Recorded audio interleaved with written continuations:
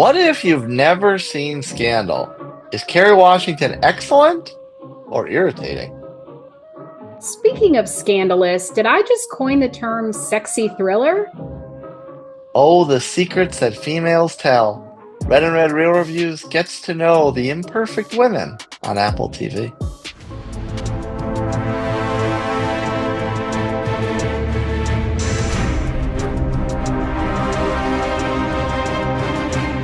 I knew within the first 5 minutes I was going to hate it, but then it was so bad. Ugh. Nobody wants this. Like Literally nobody wants this. Internet's gonna get mad at me for this one. There's no fat elf, you know. Duty, which I can't say without laughing. Duty, like I'm English. John Beans there are. I mean, I don't want to sound like a loser for saying this, but they're adorable. I'll admit it.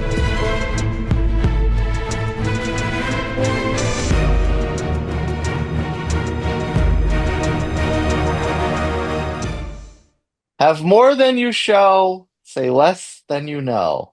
If those words don't mean anything to you, now they certainly will after watching the first two episodes of Imperfect Women.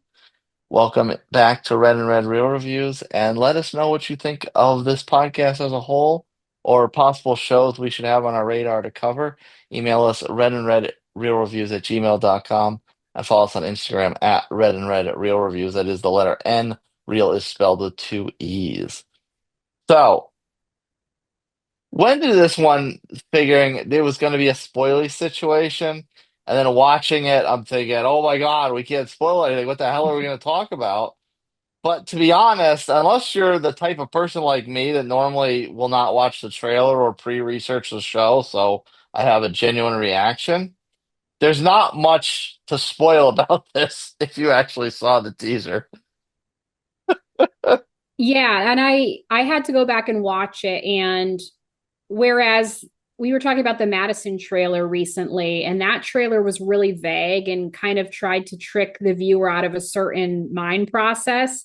This trailer was really straightforward. They kind of lay down what's happening right off the bat. So it kind of seems like to me, after seeing these first two episodes that we were given, it seems like most of what is in the trailer was in those first two episodes. So I'm sort of guessing at this point that there's going to be a twist or that there's a lot of unexpected stuff to come.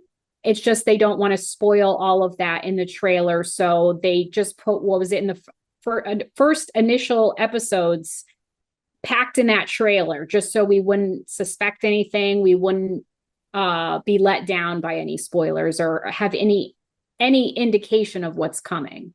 Yeah, it was definitely a 90 to 95% from the first Mm. two episodes because there are a couple shots I didn't recognize, Yeah. but most of them were shots from these two. And it's funny that you brought up the Madison because Mm. I thought I compared it to Marshall's different Taylor Sheridan-ish project because people were people watched that release trailer and they thought, "Oh, Monica's dead." Well, okay, if Mm. you could figure out that Monica's dead from the Marshall trailer, you should be able to figure out that Kate Mara is the one that's dead of the three main actresses in this show. Right. It's pretty easy to tell, and it is given away in the trailer. So they're not trying to lead you astray or lead you in a certain way to believe that you don't know which of the three women it's going to be that winds up dead. Yeah, and that honestly took some pressure. I don't know about you, but it took some pressure off of my shoulders for the review because at least it gave an understanding of it's okay, air quotes, to talk about X, Y, and Z because it's pretty obvious that they kind of want you to know or at least assume what's going on here to start off the premise. Right. And I was really glad that we got those two episodes because the way that the first episode ended, it didn't really give us much at all. Like you're obviously left wanting more, but it's almost like I think we've joked that almost all of the Apple shows do two at a time or they Hmm. release two initially because just one episode never feels like enough because it's like, oh, we just got this far, but we don't really know anything at this point. So please don't leave us hanging. Like, give us another episode. So usually they do give us two. So I was grateful for that because, even just those first two episodes, we don't know a whole lot. It just kind of seems like the running theme so far is that do you ever really know someone if you've known them for 25 years, for instance, which is how long these three women have known each other? So that was what I gathered, but there's still a lot of loose ends at this point after two episodes. We're not really sure where things are going. Yeah, a little mystery and familiarity, Mm-hmm. if you will. And I thought the two kind of went seamlessly together. I don't Mm. remember much of a cliffhanger from the first one. I don't think there was one because the big cliffhanger was at the end of the second episode. So it almost kind of felt like the two episodes, even though they're both close to an hour, were meant to just flow together as one episode. It did kind of feel, I think there was sort of I don't want to say a cliffhanger, but like a mini, like intrigue point in the first Yeah. end of the first episode that kind of like makes you wonder. So yeah, but it could have served as like one big long 90-minute episode, I think. Yeah. Like a Stranger Things drop. Yeah. All right, Bench and Jed, let's get into the nitty gritty. What's your one thing? So my one thing is kind of going against the grain. Just what I mean by that is I think the big draw for a lot of people to this show is supposed to be the three main female characters who are Kerry Washington, Kate Mara, and Elisabeth Moss. But I was intrigued by one of the lesser known characters or actors, and that's Nancy's husband, Robert, who's played by this Swedish actor named Joel Kinnaman. And I was kind of like, wait, okay, I know this guy. He looks so familiar, and I cannot figure out what he is from. So I had to look up his whole filmography. He's from this sci-fi show called Altered Carbon. It was on for 2 seasons on Netflix, and I loathed it. I absolutely loathed it. My husband made me watch it, and he thought it was so good, and he loved it. And I was like, I'm so bored. I don't even know what to do with myself. So I do like him a lot Yeah. better in this show, and I'm intrigued with his character. And he's apparently legit Swedish. I clicked on his IMDb profile. He has an actual accent. So I think I've only seen him act with an American accent. So he's been in Altered Carbon, of course. He's been in Suicide Squad. I think like a remake of RoboCop. There's a quite a few like sci-fi action type things he's been in, and he's some eye candy for the ladies. He's like a tall drink of Swedish water. So if you Long like that Island kind of iced tea. thing, I don't even know what to call it. I don't know what a Swedish beverage would be called, but I would just think of a comparable American one that's tall and lanky, so I would think of a Long Island iced tea. yeah, sure. And then there's another bonus, which I actually didn't realize. We spoke about it offline, but I was meaning it for two other characters, and I did not realize that he fit into this as well. There is a House of Cards connection on this show. So he's a part of it, as well as Kate Mara and Corey Stoll. He plays Elisabeth Moss's husband, Howard. And he played a congressman named Peter. I forget his last name, Corey Stoll. So, like, you would recognize him right away. He does have, I think, facial hair and glasses in this show. But I thought that was cool, too, because I was like, oh, Kate Mara and Corey Stoll. And then I'm like, oh, wait, this guy has House of Cards in his filmography as well. So, as far as Joel Kinnaman's concerned, I never heard of that show. Um, What, Altered Carbon? yeah, I don't know if it had. Maybe it's like the modern equivalent of Firefly that has this cult following, but it got canceled after a very limited early run. I'm pretty sure it doesn't have a cult following, but it did get canceled. It's this weird concept, and I'm not going to get too deep into it, but basically, uh, Do Joel you know Firefly Kinnaman. has a cult following? Well, yes, that definitely has a Okay. cult following. Yeah, yeah. But no, this was on for 2 seasons and it was canceled because it wasn't good. And my husband and I have this joke that like he's like, all the shows I like end up getting canceled. And he's like, you're writing them letters, aren't you? Ang angry Karen. He thinks that I'm writing all these streamers letters that say, "Dear Netflix, please cancel Altered Carbon because my husband likes it." That's a little conspiratorial. Where's the tin hat? Um, Yeah, it's a uh, psyop. yeah, there's that word again. What I think of with Joel Kim is I just immediately think of Suicide Squad. I don't think of really anything else. Yeah, And I, yeah. I, I found it funny that the connection to me with him to this is that in Suicide Squad, his character was also had obsession with another female. Now, I mean, this one, of course, he's married to that female, Hmm. but in Suicide Squad, his character's obsessed with the Enchantress, who's, throughout to as dopey as the script for Suicide was, you're not sure whether the Enchantress is good or evil the whole time. So it's a weird little parallel between the actors' characters. I didn't even think of that. I definitely saw Suicide Squad, but I don't remember a lot of it. I just remember from his filmography, he's some sort of captain or general or something, isn't he? Yeah, he's a military leader. Yeah, yeah. That's literally all I remember that jogged my memory in the filmography, but that was literally it. I don't remember anything of it. I just remember like doesn't Pete Davidson die in the beginning of Suicide Squad? I don't even remember Pete Davidson in Suicide Squad, so it's He's in it for possible. like 5 minutes or something and he dies. I swear. Oh, they really should. That's if they hadn't shelled out enough money for well-known actors in that movie. I All know. for Yeah, nothing. totally bizarre. I'll say something maybe a little abrasive about Corey Stoll because I recognized the name right away, and I thought it was from Yeah. House of Cards. Uh, and I thought I knew who it was. So the representative he played was actually a pretty important character Mm. for like a good chunk of House of Cards. So, and I recognized his name. I thought that's who it was. And I'm watching it, and one, he's pretty hard to recognize with the beard and glasses. He doesn't really look like his character from House of Cards. He may even be a little huskier too. In House of Cards, he He was looks pretty older scrawny. for sure. Yeah, Yeah. he was very lithe.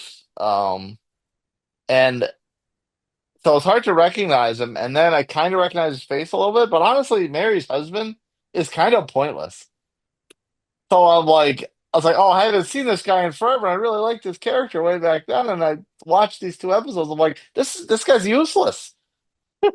At least in the 2 episodes we saw. I mean, maybe he becomes more important. Well, and the fact that he's, in the title, the introduction on the show, he's Mm. in he's in the title animation. So th to me, that always implies that the character is important. Right. He must be a more central character. We were just kind of getting like he's like Mr. Mary's husband. Yeah, Like, and then it's exactly. like, little things with her kids and she's the one holding it all together. She's the one who does everything for the house. Like yeah. So we were Well, getting a sense of him just kind of being in the background. that's the other side of it because Mary comes off like a housewife, a homemaker. So the fact that Right. he's probably the breadwinner in their marriage and he's like this kind of pointless character as a well-known actor, it's like nothing makes sense here. This is useless. They could have cast a no name and not titled him. I don't know. We'll see if he becomes more important, but maybe because it's like a female focused show that they decided to go that way for, you know, all against the patriarchy or whatever. Which is, then that's fine for the content, but like cast someone that's not known. Like, yeah, it's like you don't need someone that's known for that kind of role. Right. Anyway, as I get off my very, very odd soapbox there. So I'll focus on Kerry Washington's character, Eleanor Bouchette. I think she's plays quite the layered woman here, and she's not the biggest fan of commitment, and she doesn't hold many. if anyone at all, close past her little tight-knit circle. Hmm. She gives off the feeling of someone with demons. She's otherwise blissfully ignorant of said demons, so they very much set up that that energy about her is going to continue on throughout this series. But if you didn't see Scandal, right here, I did not either. you Guilty. probably guilty as charged. Yeah. You probably have not seen much of Kerry Washington or gotten a feel for acting chops. Uh, to me, every part of this Eleanor's portrayal, I believed, and I'm sure this is intended on the producer parts, but I'm not even still sure if I can put a finger on what seems to be the likely outcome in Nancy's murder. So to me, not really seeing Kerry Washington, like knowing her name. Actually, I kind of, for some reason, I kind of thought she was an Empire, not Scandal. Whoops, wrong show. Um, but not really knowing anything about her, but knowing who she was, and I was kind of pretty impressed with the job she's done in these couple episodes. Yeah, I mean, I don't really know her acting either. I did see her in, I think it was during the pandemic, maybe 2020 or so, 2020, 2021.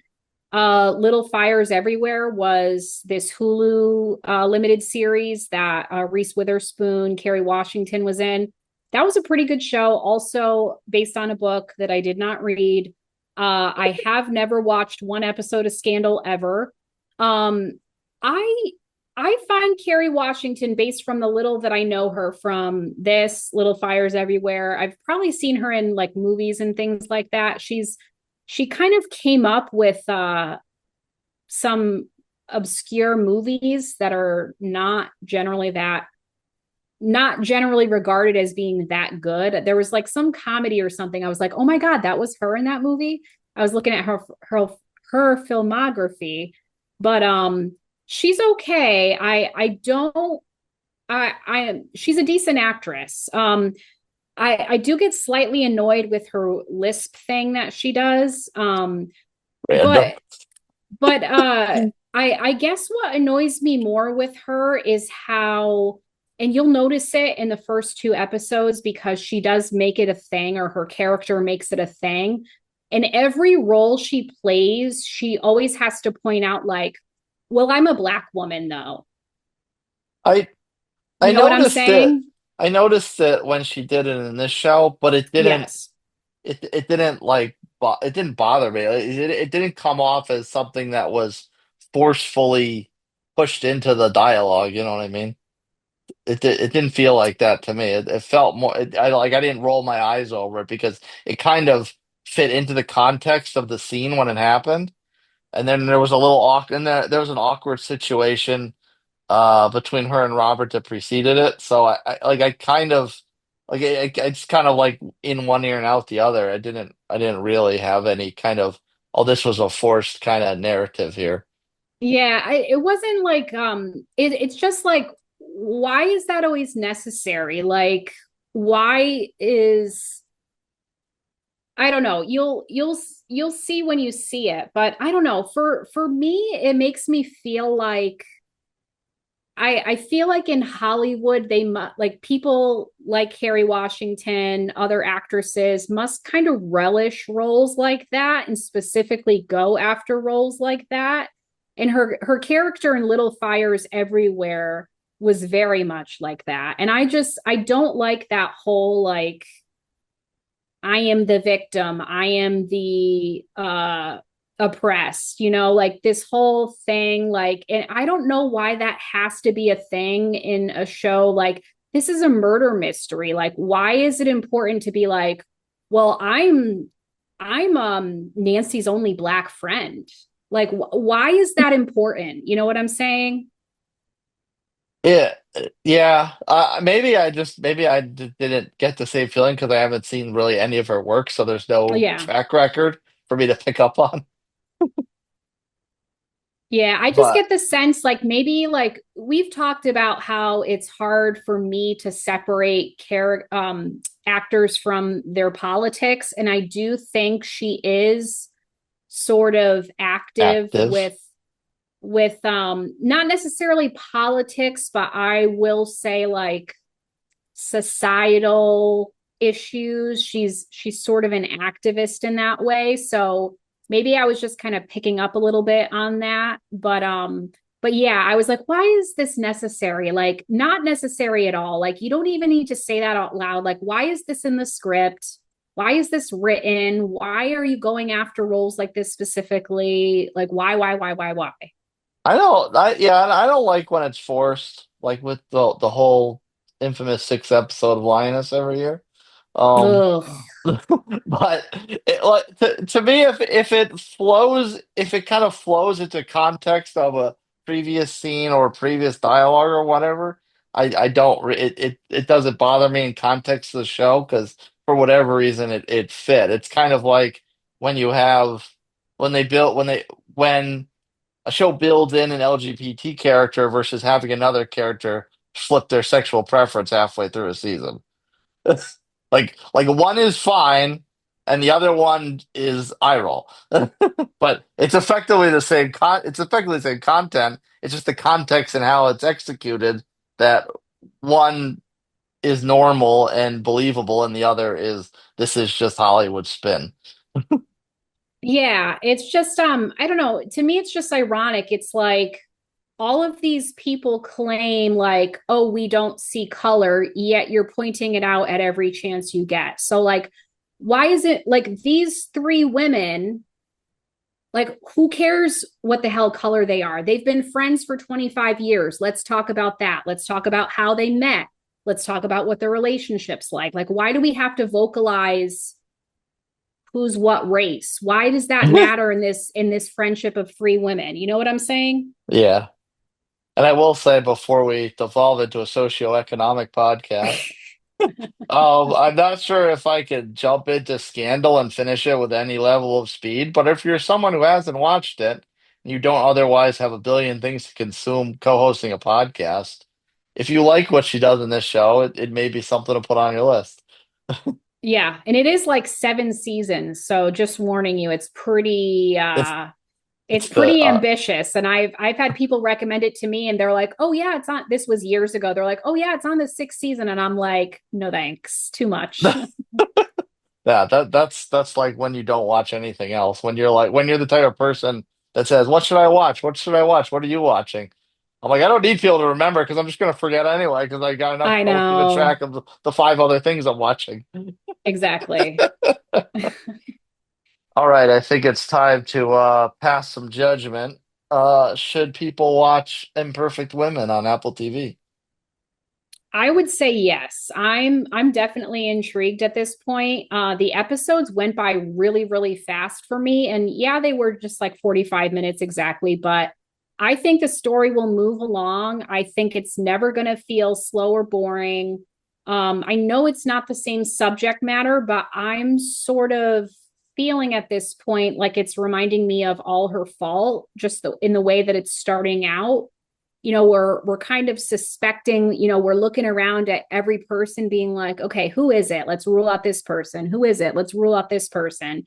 Everyone looks guilty in the beginning, sort of.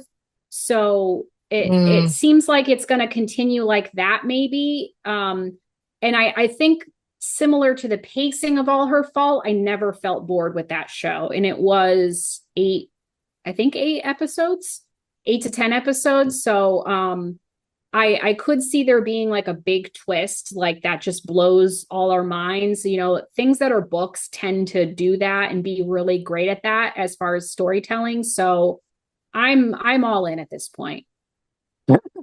I didn't get an All Her Fault vibe, and I think that's because All Her Fault was intentional to give everyone something of a motive or a half motive Mm, pretty early on.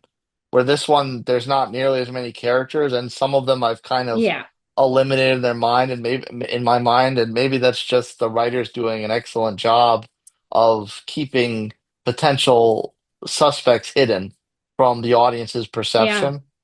But to me, it's not obvious that there's a push for every single character to potentially have a motive here. So I didn't quite get the same thing. To me, I watched it focusing on the same two or three characters. Mm, When there's not a huge cast in this, but yeah. there's about half a dozen or so. So I'm not like half of the character list. I'm not even looking at this point.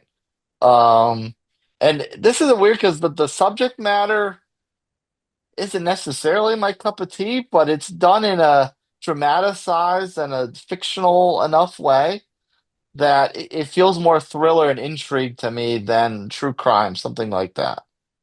So, I mean, and maybe the audience has picked up at this point that I tend to steer clear of that. Um, but the more this can be dramatized, the happier Nutmeg I will be. I do think, coming from someone who loves true crime and whodunits and murder mysteries, I do think that this sort of has, I don't even know what to compare it to because I don't really think that All Her Fault was this way, but I would call it like a sexy thriller, like Actually, thriller. like it's a sexy murder mystery. Like it's just sort of it's full of drama and it's full of secrets and it's full of like, oh Lord, it's full of Oh, crazy oh stuff Lord. that makes you Southern clutch your twang. pearls. Yeah. So I would call it like a sexy murder mystery.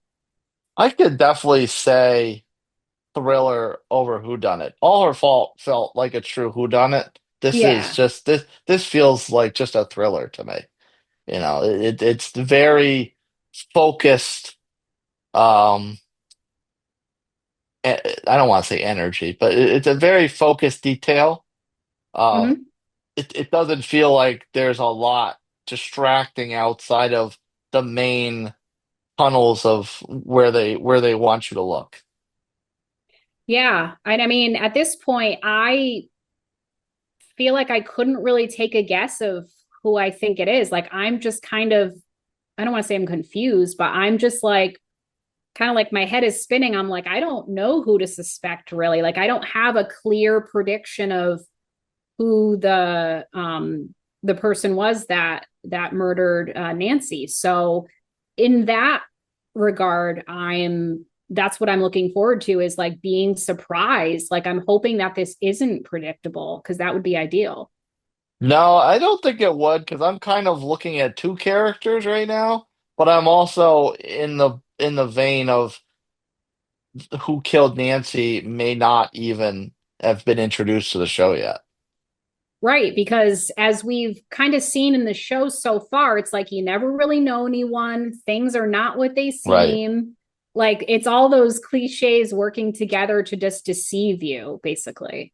No, and I think that quote that I read off the top, Mm, I think that very much sets the stage for the show. yeah. Well, if you think we set the stage adequately for the shows that you watch and trying to get you all to watch, please give us a 5-star review and let us know what you think of each episode on Spotify and Apple Podcasts, wherever you get your podcasts, or watch us on YouTube and Rumble. And make sure hit follow, hit subscribe. Our schedule got a little wacky over the last month and a half or so. We're trying to get back to normal because we are at the mercy of when the shows drop. Next up, we're big fans of Jon Hamm. We both liked Your Friends and Neighbors season one, but we kind of had different opinions of the concept and originality of this show. So season two's got a little bit of intrigue as far as what to expect and if it can contain the same Hmm. energy. I'm looking forward to it. But what about you? Are you kind of in the same boat or have some questions? I really enjoyed season one, and I was on you for a while trying to get you to watch it. I'm like, this show is good. You need to watch it. So I was kind of the one that suggested we cover it. So I'm hoping it lives up to the success and the excitement of the first season. I enjoyed it, and I found like I felt like it was fresh. I mean, I know you'll disagree, and maybe we can talk about that with that episode. But no, I'm pretty pumped for it. I had to stop and come back to it. But find out what we think of that. In a couple weeks, we're going to take a much needed break from R&R's very own March Madness. So until the next real review, Red and Red signing out.